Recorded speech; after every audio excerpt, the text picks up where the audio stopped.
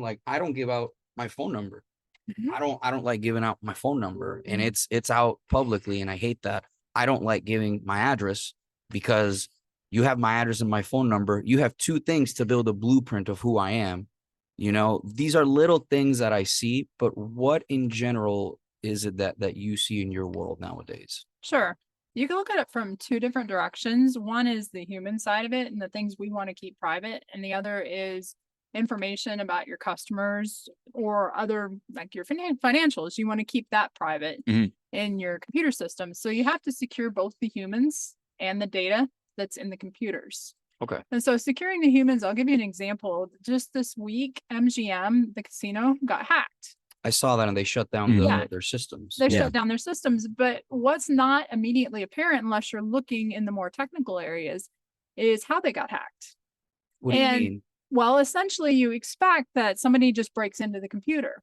But what actually happened here is that this hacking group did something called OSINT, which is short for open source intelligence. And all the things you were just saying is how they got in.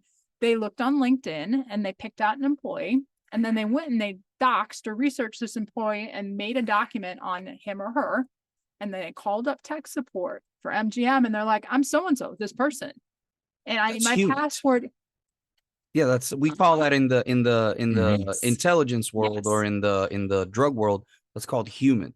Yep. It's a And we human call intelligence OSINT. gathering. You call OS. What? Say that again. Open source intelligence, anything you can find out there in the wild. So it's the same thing.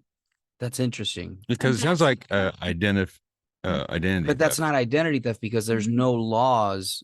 Like No, it's if you like call in and you're saying you're somebody that you're not, that's Impersonating. yeah, that's impersonating. That's true. But how much money do you have to fight that? Like this and, is well, they got in the whole system and shut down a casino. So I mean, Let me go down. Go ahead. Let me hear this. This human doing the human thing after all this research. And evidently it took 10 minutes on the phone with the tech support person to get the password reset.